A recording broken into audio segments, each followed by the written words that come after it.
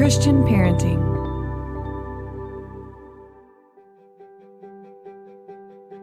Hello and welcome to the Growing Connected podcast. My name is Amy Olrick and I'm here with my husband Jeffrey Olrick. Jeffrey is a child psychologist and we are parents and authors, and together we've written the book The 6 Needs of Every Child, empowering parents and kids through the science of connection. In my work as a therapist, I see both the joy and the pain families experience in their journey together. We all feel stuck and disconnected at times. This season, we're talking about the science we present in our book and discussing the exciting ways we see faith and science coming together to point families to health and connection. We want to help parents understand their kids' instincts to move away from them to learn and explore when things are going well and to draw close when things are hard. As an attachment researcher, Jeffrey has identified 6 things our kids need to do both of those things well, and we've turned those needs into a compass. In our last episode, we talked about children's need for boundaries. Today we're moving into the refuge-seeking side of the compass, talking about protection. The first thing our kids need from us when they run into trouble or things get hard. Jeffrey and I will introduce some concepts about protection together. Then we invite author D.L. Mayfield and author and therapist Krispin Mayfield to join the conversation. I got so much out of our discussion with them, and I hope you will too. So today we're talking about the need for protection, and protection really is an extension of boundaries. Last week we talked about boundaries and how we have to help our children understand that they sit in the world and have to recognize how being in the world affects others, affects the world, how the world can affect them. At times, though, the world can affect our children in ways that are dangerous. So our children, because they're smaller, they're immature and different ways, they're not prepared to handle all that the world can offer. They have a need for protection. They need somebody who is available to them and can take charge when there is a genuine risk of danger. So the $1,000 question for parents is, what constitutes danger? And we can think about that in terms of the different types of danger. There'd be physical danger. A kid running out into the street might get hit by a car. That's a kind of danger risk that's physical, but probably just as much just as important to parents is emotional dangers. How will my child be harmed emotionally by being exposed to some situation? And beyond those 2 points is how much pain is tolerable. If danger does come to pass for my child, is any amount of pain a danger that I'm not willing as a parent to tolerate? And the fact is, the research shows that a little bit of danger is actually necessary and good. So eliminating all danger from our children's lives is definitely a problem for them in terms of their development. Yeah, that was something that really jumped out at me when we were looking at the research for the book, and actually also before that, just your observation of the boys in our house. We tell a story in our book about how I was very comfortable with the boys staying close to home and not getting out much and not trying things on their own because I felt like, well, they are safe. And you looked at that. You looked at our boys' hesitancy to run into a store and buy something for themselves or travel very far away from the house on their bikes. You looked at that as this is actually a bad thing for their development because we have to give our kids little opportunities to go out and try things on their own, maybe run into some trouble, realize that they can overcome it, because if not, they're going to reach this developmental stage where we're like, okay, it's time for you to go to college, or it's time for you to get your driver's license, or it's time for you to do these things, and we haven't opened up the door for them to try smaller things. That's going to stir up a lot of anxiety in them. And so this idea of introducing them to bits of pain along the way strengthens them as they grow to do bigger things the older they get. Yeah, that's exactly right. It's really like an inoculation, allowing our children to experience a little bit of danger, risk a little bit of pain, some measure of pain, not trauma, not signing off on things that really could be life-altering or overwhelming to them, inoculates them from danger in the world. They get the opportunity by facing danger to discover what's within themselves, to navigate that danger, and to the extent that there is pain involved, that they do slip from the monkey bars and hurt themselves, that the pain that is experienced when they face danger is not necessarily pain that is overwhelming to them. They can get through the pain of life's dangers and be able to tell themselves, I made it through. Even though my ankle hurts, I still got across. So that allows them to have bravery. It gives them a sense of, I can do and face hard things. Yeah. So it's so important for me and myself to learn how to be not so overprotective that I'm not giving my child the opportunity to face danger and realize that they're strong enough to get through it. But then, of course, we do have to underline the fact that our children growing up also face very real dangers. Yeah, it's interesting because in some ways, what you were talking about as a mom with our children being safe at home, I think most parents can relate to that. I know what's going on. I have eyes on them. They seem happy. What's the problem here? And we've talked about how that's a certain kind of risk to them in their development. I think what's important for parents to recognize and understand is that the things we may be prone to failing to protect our children from are the things that might be closest to us. And the things we're most likely to protect our children from are the things that are kind of vague and out there in the world and strangers.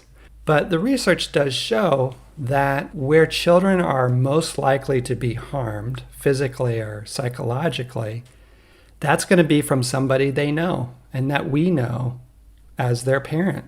And I think that the key here, or the sort of thing I would want parents to recognize and acknowledge, is that most of us have an inner radar for people and whether they are safe. That gut instinct, something about that person doesn't sit right with me, and being willing to trust that inner voice in a particular situation or relationship. That might be with a teacher or a pastor or some youth group leader, a Boy Scout leader. It could be anything where we tell ourselves, well, they must be safe because of that title or role that they have. But something about my interactions with that person or information that's come to me makes me question that in this particular case. Because we also don't want to be so paranoid that anybody who has a role in my child's life as an adult, a teacher, a pastor, like presuming that they are all dangerous, because that's not the case either. But it's that piece where we don't trust something in our gut that says, wait a second, in this case, I'm sensing something that is off. And that's where I also think that working on the relationship with your kid and really learning to listen to your kids and pay attention to the cues. Is there an adult who they just act differently around? Is there an adult that they just shirk away from? Do they get really upset before certain activities? Learning to pay attention and believing them when they tell you that they're scared or they're upset or they really, really don't want to do something. And then I also think that it's important to say that a lot of times protecting our children takes bravery ourselves, because when we read the statistics about how most children are harmed in homes, what that means is they are harmed by people that we know and love. And sometimes they're people that we are either scared of ourselves or we desperately want to help. And so to be able to recognize that sometimes there is a cost to protecting our child, but that in the long run, over the course of their lives, you are not only protecting them now in the today, but also you are protecting their mental health, their physical health, their security for a lifetime. And also, you are worth protecting too. So if anyone needs to hear that today, you are worth protecting.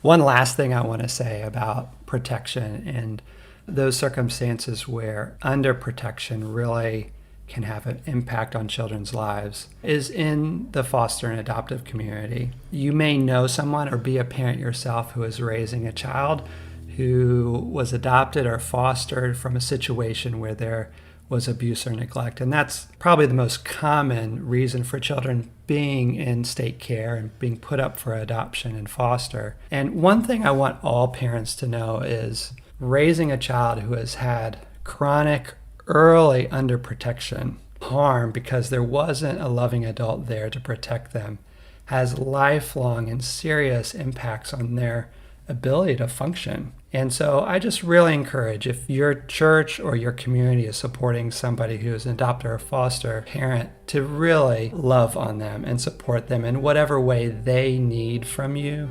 That could be dropping off a meal or arranging for a weekend respite, but it is hard but important and good work helping children who have been abused or neglected recover from that experience. Now we're thrilled to welcome D.L. Mayfield and Crispin Mayfield into this conversation. D.L. is the author of the award-winning book, The Myth of the American Dream, and Crispin Mayfield is a therapist who will be releasing a book next year exploring what attachment science has to teach us about our relationships with ourselves, others, and God. D.L. Crispin, it is so good to have you here for this conversation about protection. Thanks for being with us. Yeah, we're really glad to connect with you two. We just, when you emailed, I was like, it's Jeffrey and Amy. So Yay! we're just happy to have a chance to connect with you two. Yes. So today's or this week's conversation is about the need for protection. So let's just start off. I'm curious what your thoughts were as parents yourself. You guys have two beautiful little ones, ages 10 and 6. 10 and almost 6, yeah. Yeah. And so reading through that need of protection, what goes through your mind as parents? Yeah, I think one of the things that really came up for me was thinking about like, what are the messages that I'm giving to my kids in terms of what I expose them to or don't expose them to. And so, I grew up in a culture where there was a lot of not exposing kids to things. And then I kind of had to figure it out on my own. And it felt like I couldn't talk to my parents about things. And I think that there, in some ways, is this implicit message that can say, I don't trust that you can handle this. Of course, there's age appropriate things. But I think with our kids, I've thought a lot about how can I talk to my kids? Because keeping them safe from everything isn't practical anyway. But if we can have conversations going forward, then we actually give them that message like, I believe in you. I believe that you can handle this. I believe that we can have a conversation about this. And so as you were talking about overprotection, I was thinking about that message that it doesn't help kids prepare to face the world. And it also can give them a message that I don't think that you're competent enough to be able to handle the difficult things in the world. Yeah. And for me, this concept actually of protection with our kids is really, really complicated. And there's so many different layers to it. So I'm glad you guys are talking about it. It's funny though. I don't know, Crispin, if you would agree, but I feel like I'm kind of an overprotective parent in some ways. Like I sometimes I feel like a helicopter mom. I will say COVID-19 has made things even more intense because we have these extra things to worry about with our kids just being safe. So maybe I'm just coming off of that. And yet every once in a while, I'll be talking to somebody else and I'll realize that they view me as a really underprotective parent. And that's usually because of where we live and where we send our kids to school. So I think that's really fascinating to think about. What does being protective look like? What are you protecting your kids from? We do live in a neighborhood that is really diverse, is actually very low income for Oregon. And our local elementary school is one of the lowest rated schools in all of Oregon. And yet it's been a place of safety and thriving, I would say, for our kids. But yet a lot of people who come from my same background, which would be like middle class white evangelicals, they're just automatically trained to think that this neighborhood is unsafe and that school is unsafe. And pushing back on some of those assumptions has been really important to me, because to me, we're not putting our kids in an unsafe situation. So yeah, I don't know. It's funny because I'm like, I think I'm overprotective in some ways. But growing up, I too was pretty sheltered from the world. My mom really specifically wanted to protect me and my two sisters from the world. We were homeschooled. We only listened to Christian media, only listened to Christian music, maybe a little bit of country music every now and again. That's how I grew up. And in some ways, my childhood was wonderful, right? I had a pretty prolonged childhood innocence, but we know that's not really like a assured way to make sure your kids are safe, is just to limit the media they consume. We know that it's actually a much bigger issue than that. Yeah. I mean, on that topic, I was thinking about how So when I grew up, my parents went through my dinosaur books and whited out the number of years ago that things happened. So if it said like however many million years ago, they would white that out because they didn't want me to believe in evolution. And every generation has that. And for us, we think a lot about like how are different races portrayed in media. How are different genders portrayed? So like every generation has those concerns. But what we found is that, yeah, there are things that we're not going to let our kids watch. But what we found is more helpful is to, when those things come up, to talk through it with them. Yeah, it's interesting that you say that. I was thinking as you were talking about this interaction that I had with our youngest, and I had a similar childhood where we weren't exposed to a lot of things. We weren't allowed to listen to much. I will say, I love Sandy Patty. Like, I listened to Sandy Patty so many times growing up, and that is some good fruit from my childhood. But anyway, I will move forward. And I was watching a show with my youngest, and I don't know how old he was, maybe 4. And he said, "Mommy, what is a thong?" Because they talked about a thong. And it was this inside of me, like every single boundary protection instinct from my childhood came up to change the subject. And I thought to myself, now, why wouldn't I just tell my son what something is? Why wouldn't I just name it? And I think a lot of that is that programming. And wouldn't I rather, and I just said, oh, it's just a kind of underwear and it's very narrow in the back. I don't know what I said. But what was interesting to me was the reaction that I had inside of myself. And so I've really tried to counter that in my interactions with the kiddos. I remember one time one of my boys sat down with me and he just wanted to know what every single curse word meant. And I thought, I never would have had a conversation like this with my parents, but he's like, okay, and this one. I'm like, okay, this one. And this one, never say this one. This is demeaning to women. This is, but I was glad to have the opportunity because the kids don't know. We think sometimes in our not talking about things that we won't be exposed to it. But in fact, they will be exposed even, we can do our darndest, but they'll still be exposed. So wouldn't we rather enter into the conversation with them? Yeah, our kids are totally in that curse word stage of wanting to know everything about it. So I'm just like nodding my head. We are in that stage right now. And I think I was going to say, that's just more true now than ever. I mean, I was in middle school in the late 90s, early 2000s. So that was a time where I think my parents didn't even really know what was on the internet. But I was, as a middle schooler, is just like, oh, like here's access to just so many things, obviously pornography, but also just any question you wanted to ask. And I think that's continuing. Like, that's just the reality, is that even if we monitor our kids' internet access, we know that other kids have phones at school. And it's just really impossible to shelter your kids in a way that I think maybe wasn't entirely impossible if you, like Danielle, grew up homeschooled and just were at home and didn't have, the internet wasn't around. So it was your 5 VHS Disney movies that you could watch, and that was the choices, right?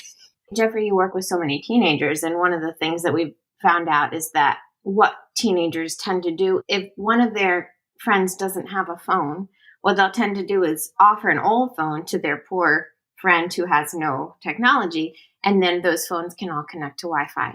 And so we have 2 choices in front of us. Do we barricade everything from them? Do we just work as hard as we can to lock it down? Or do we enter into a relationship with our children and start to really talk with them and really see them as individuals worthy of dignity, growing up in a world very different than the one that we grew up with, and say, I want to walk alongside you as you do this. What's fascinating to me about this conversation right now, so first of all, we're talking about protection in several different areas. And you guys, the 3 of you, grew up in evangelical homes, and I did not. I came to know Jesus as an adult, so I didn't grow up with many of the experiences you guys have. But this conversation so far has been mainly centered around protecting your kid from ideas, right? Mm-hmm. And when I think about it, when I think as a researcher about protection, I'm mostly focused on all that attachment research, and we'll get to this, about actual physical protection, right? Children being hurt in a direct way, because that's where that whole idea within this as a need, a developmental need, comes from. But in Christian circles, it seems like the real emphasis is on we need to protect our children from hearing things or thinking things. And isn't it interesting when you look at the research and you look at the science that you see that our kids' long-term health and thriving and resilience doesn't have to do with protecting them from ideas. It's about protecting them physically and emotionally in these safe ways that we're figuring out how to do. Right. So I want to step back from going to that part of things. And there's another piece here, and DL, you pointed to it when you talked about how some of your family or friends have questioned your protection of your children about where you've chosen to live, the relationships you've nurtured. And what that's pointing to is really many of us have a privileged position to protect our children, right? We have a lot of options available to us about those general physical safety measures that we tend to focus on in middle class, upper middle class white communities. And I'm curious, your guys' thoughts and experiences talk a little bit more about being intentional to joining yourself along with others who don't maybe have all those options of protection, but are having to live in the context of certain dangers that others can just run away from. Yeah, I think that's such a great way to reframe it. It's been really life-giving to kind of recognize living in neighborhoods where maybe crime is higher, but honestly, it's hard to say. But once you get to know your neighbors, you're such a safer person. I don't think I would ever worry about anything happening to us because all of our neighbors know us. They're all a little bit in our business and we're a little bit in theirs. And that helps keep us all safe. That doesn't mean that things don't go on and that things don't happen and that we don't make choices. But I know for myself and even for my kids, being in relationship with our neighbors on the level where we're eating food with each other, where we would look out for each other's kids if we see them at the park, it really helps be centered to a place. And together, we are all working for a thriving, safe community, right? We're all invested in our local school being as best and as safe as it can be for our kids. And I really need co-laborers with me to create a safe, nurturing space for families. I don't want this just to be a good place for me and my kids. I want it to be good for everybody. And I can't do that alone. And so it's been so liberating to say we're all in this together. And, every kid deserves to feel safe in their neighborhood. And I know that's not the reality for every kid where we are, but together we're going to be working towards that. Yeah, I think about, as a therapist, I talk to a lot of parents, and what I would say across the board is most parents everywhere are doing what they can to get their kids into a successful position and to protect them and create a safe space for them. And so I think about the parents that, drive their kids in rush hour traffic for 3 hours most evenings for a particular sport, right? Because that's really important to them. I think as parents, we're always going to invest a lot of time and energy into our kids. And for us to know that time and energy is going into our community, rather than just trying to get our kids to a place that is safe and successful, but how do we take that same amount of energy and time and think about how do I create a safe place here, which I really think lines up with scripture. And so I think that's, for us, I think has been really important to be like, all right, we are going to volunteer at our kids' school. That's what most parents do. And we love being there and getting to know the staff and getting to know other parents and being part of this community that's becoming a safe and connected community. You mentioned at the beginning, DL, sort of those judgments. And I do think this need of protection is surrounded by the judgments people make about what you are or aren't protecting your children from. And would you guys say, having made that choice and really grounded in a view of Jesus and what he's called us to in community, I can imagine some people saying, well, you've done that sort of at a cost to your children, right? Like, what's the cost they've paid? But what would you say has been the benefit or gift or strengthening to your children to have those experiences rather than protecting them from them? Yeah, I love this question because it's really helpful for me constantly to sort of think about the joys and the despairs, of where we live. And I think it's important to look at it all holistically. I will say that Crispin has already pointed out, like, we're maybe talking about success sometimes when we're talking about protecting our kids. And we're actually talking about getting them into a good position in a society where resources are scarce. And we want our kids to be at the top of an unequal system. And so for me, as a follower of Jesus, it's really important to say, you know what? That's not the definition of success as a Christian. And that doesn't ensure safety, for your kids at all. And so looking at the life of Christ, me and Crispin, when we look at our kids, our number one desire is for them to know they are loved by God. And then number two is that they would grow in an awareness of how to be a good neighbor, because that's what I see Jesus being obsessed with. And so if we kind of model our entire lives in that direction, we are hoping that's something our kids will also grow in, this, how to be a neighbor. And, I think the Bible in the Old Testament and the New Testament, it's really clear that when those who are most marginalized are flourishing, the entire community is going to be healthier, is going to be more safe for everyone. And the scriptures are always talking about what theologians call the triad of the vulnerable, which is the widow, the orphan, and the foreigner. And God is always telling his people, please be on the lookout for them. Please treat them well. Please make sure that they're flourishing. And when they do, you all will. God will bless you. And so for us, we're like, okay, we want to try and take that literally and say, how can we find the people in our neighborhood who are the furthest from the seats of power or from places of flourishing? Let's join and partner with them to see that they are able to be safer. All of this is like so important for me. And I always laugh like when I'm in the car and I'm listening to Christian radio and the tagline will come on and say, this station is safe for the whole family. And it's like, when did safe for the whole family become the hallmark of Christian music and Christian culture? Because I don't recall Jesus ever saying that he was a safe person. And yet kids loved him. He was obviously a safe person for kids to come to. And in the Gospels, it's just so beautiful how so many people who had no power and no position in society felt so safe around Jesus. And that's something I want to model in my own life.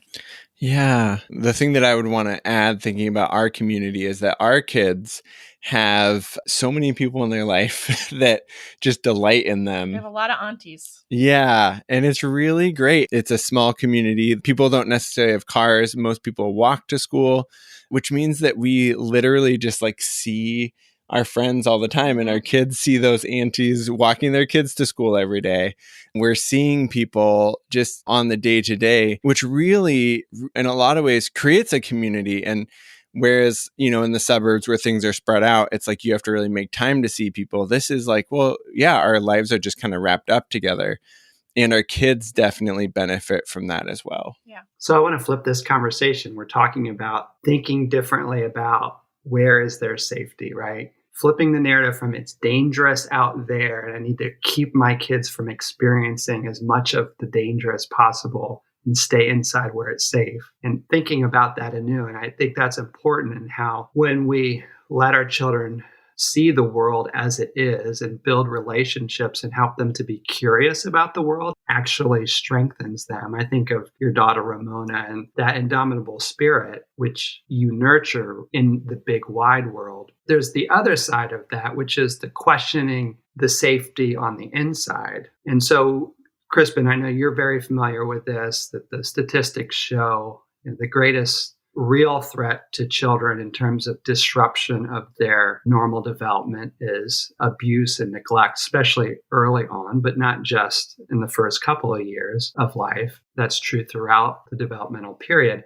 And that in the vast majority of cases of abuse, that ends up being with somebody that our children know and that we, their parents, know. And we talk in the book about the importance of parents honoring or respecting their inner voice, the spirit within them about who is safe, because I do believe that we are wired to be attuned to whether people are safe. But there is also a mixed message within a lot of communities about what constitutes proper evidence for whether somebody is safe, right? Are they just a person who's in an authority position, so we should trust them implicitly? Or do we listen to our instincts about whether a person is safe? And I'd like to talk a little bit about that and your perspectives on that, especially Crispin, working with grown-ups who have been through that, been through trauma and abuse. Yeah, I think about, Jeffrey, how you framed it earlier around so much focus on ideas and that's who's safe or not safe.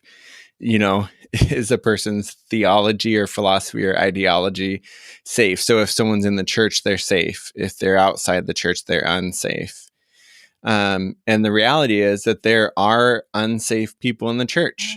And it makes me think about this metaphor that Danielle has used before. She wrote about it, and she got it from another essayist about mosquitoes and sharks.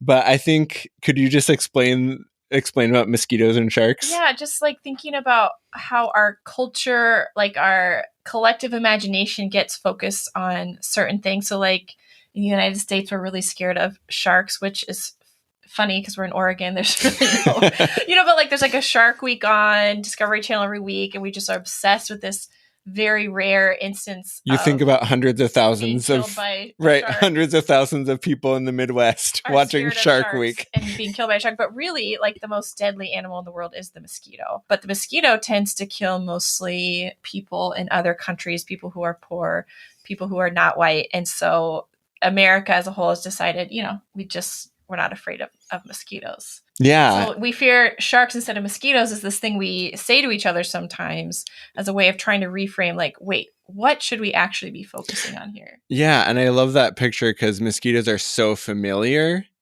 right? Like sharks are obviously scary. And I even think about like sharks are something that we really don't have to spend our time focused on. And we do spend our energy and time focused on that, kind of the big bad that's outside.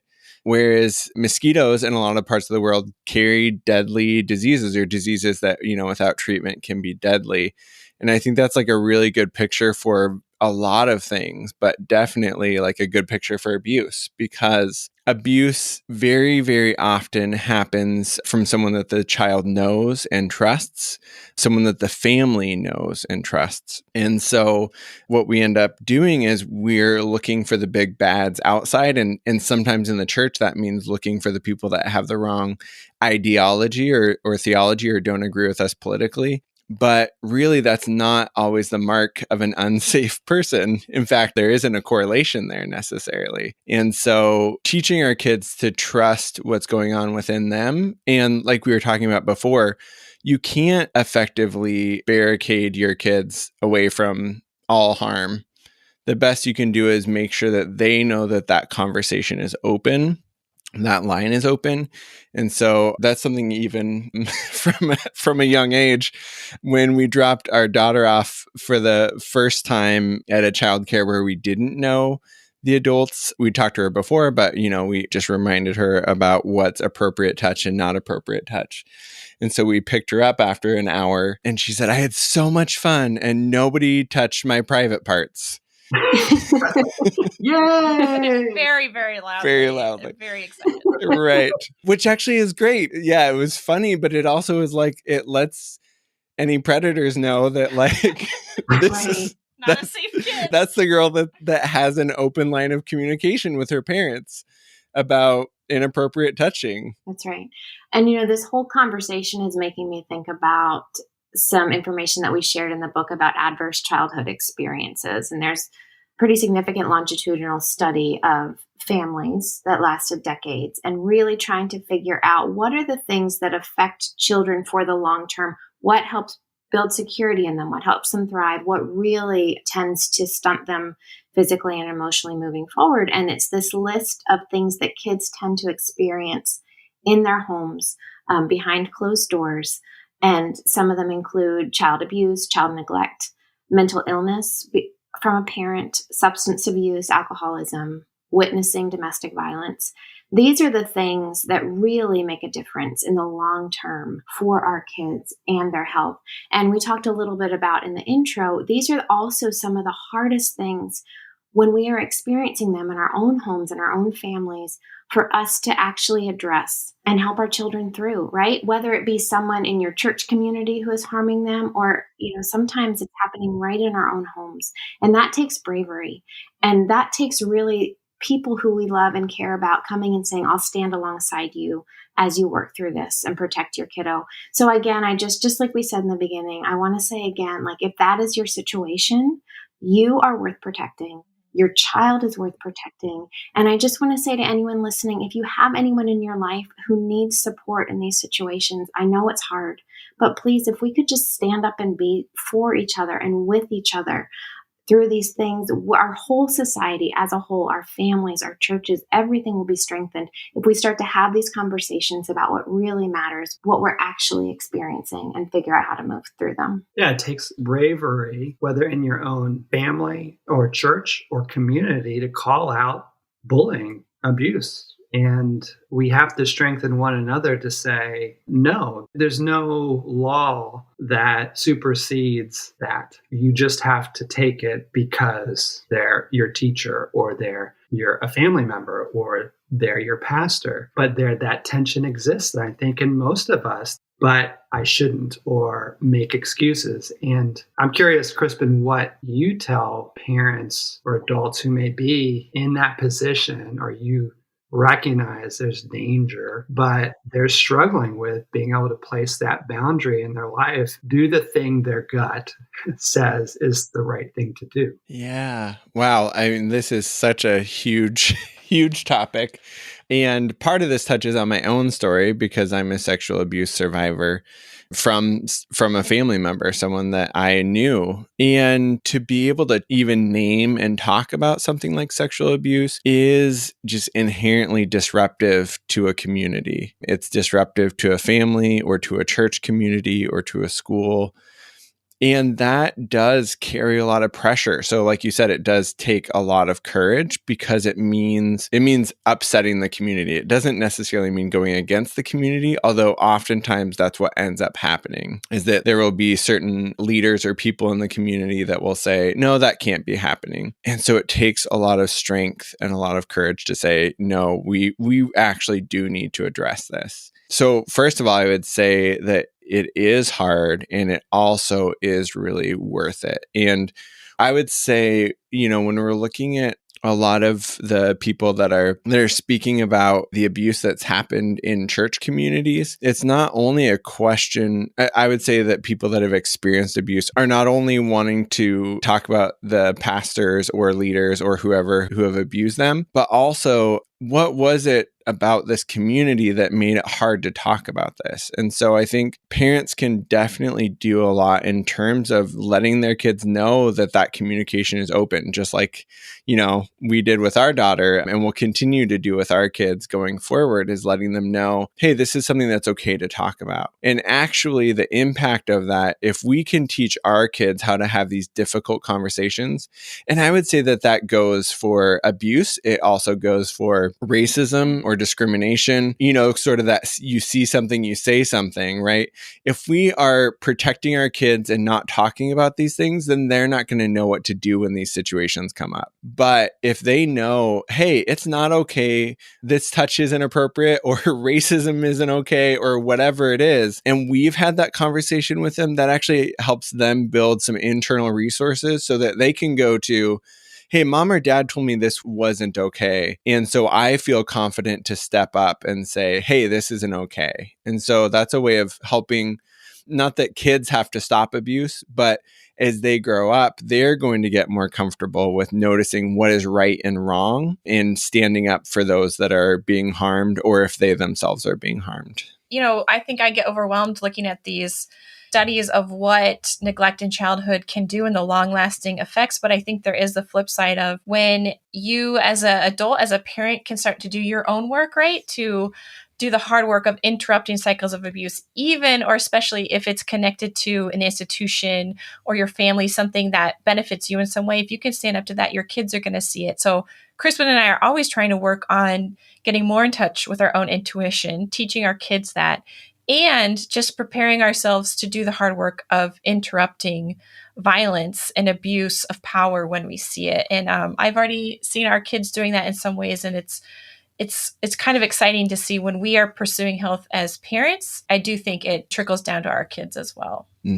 Yeah, I want parents also to hear. I think sometimes the idea that your child could be hurt is something we also don't want to acknowledge is happening. It can be seem too overwhelming to deal with. And I do want to make the point, like children, humans are quite resilient, but they need that pathway you're talking about, Crispin, to be able to process and talk about what's happened to them. And the sooner, the better. And I just encourage parents to pay attention to their children, because very often things will be going on in our children's life and they're not going to announce it to us, even if they feel safe with us. And noticing those abrupt shifts in our children's personality or how they're behaving or interacting with the family are important things to pay attention to, and to be willing to take the initiative to say, hey, I've noticed these changes. I love you and I'm here for you. Is there anything we need to talk about? You can't make somebody talk about something, but I do think it is part of our protection responsibility to notice changes and to initiate conversations too when again, our instinct, our gut is saying something's not right. Yeah. And I'll just add to that tweens and teens are very difficult with their changes. Okay. So, I mean, sometimes our kids just get moody with all of the hormones. But what I've found in those situations is if I notice something, I say, hey, I'm here. Wake me up in the middle of the night if you want to talk. I know that it's hard to talk about some of the things that are going on, but I just want you to know that I am here and I'm for you. And if there's anything that we need to work out together, just know that I have your back. And then let myself actually be interrupted. Yeah. For the older kids, they might not want to talk for a really long period of time. But then when they do, I do try to stop what I'm doing and make space for that. Yeah. Yeah, I was thinking about all the energy that we can put in trying to, I'll use that word again, barricade our kids from all the danger. I think what you're saying is that energy is better spent attuning to what's going on with them and paying attention to them rather than paying attention to all the potential dangers in the world. That's right. Yeah. So, Crispin, before we finish up, I'm really excited to talk a little bit about the book that you are writing. I would love for our audience to hear about the book you're writing. It's on attachment, which obviously is at the heart of the work we've done with the 6 needs, but taking a faith perspective in terms of relationship with God. And I think this is going to be a hugely valuable resource to anyone really, but especially to parents, because our relationship with God does filter down to our attachments with our children. And so tell us a little bit, Crispin, about that book. Yeah, basically it's looking at this field of attachment science and what we know about healthy relationships between parents and children. And then the research has even gone on further to look at attachments between partners. And I do a lot of couples therapy that is based on attachment research. So looking at when people are married and how that plays out and how that can in a lot of ways be similar and also in some ways different than parent-children dynamics. And then we can look at, well, what does this mean for God? And one thing that I loved about your book is that you looked at what does the science say about a healthy connection between a parent and child, and what can we learn from that? And how do we see that showing up in Scripture? Because God continually over and over uses the term parent, right? And so what I'm looking at is if that's true, if we can look at some of this attachment science stuff and say, what does a good parent-child relationship look like? Where do we find that? And where does that match up with Scripture in terms of what it means to connect with God? And we have been given lots of different ideas of what that relationship looks like. It's a metaphor that's used often in the church, but sometimes it's hard to know, like, what exactly does it mean to think about God as my parent? And so I'm exploring what are the different ways that we connect with God, and what are the ways when we look at different attachment styles, how do those attachment styles show up when it comes to connecting with God? So do we get really clingy? Are we kind of standoffish? Do we end up blaming ourselves a lot when things don't feel like they're going well with God? And so I'm looking at those things and then looking at what does it actually mean to have a secure relationship with God? And what are some practical practices that we can have to get there? Well, all I can say is I can't wait till it comes out, which will be hopefully when? Hopefully next year. So we were just talking, Danielle and I, about we will have books coming out quite close to each other, which will be fun and also a lot. Yes, Dale, tell us your book too, because both of these books, I just want them early as possible. Yeah, I'm writing a book on Dorothy Day, who started the Catholic worker movement in New York City in the 1930s. So, yeah. Wonderful. Well, we're very grateful for you, for your work and your witness and your friendship. So thank you again so much for coming and having this conversation with us. It's been a real delight. Yeah, thank you both. We really enjoy connecting and talking with you anytime we get a chance. So, If you enjoyed today's episode, please follow and share. And tune in next time when we'll be discussing the need for comfort with best-selling author and grief expert Claire Bidwell-Smith. For an in-depth look at the concepts we discussed today and stories about our family's journey, check out our book, The 6 Needs of Every Child, Empowering Parents and Kids Through the Science of Connection. You'll find illustrations of the compass there.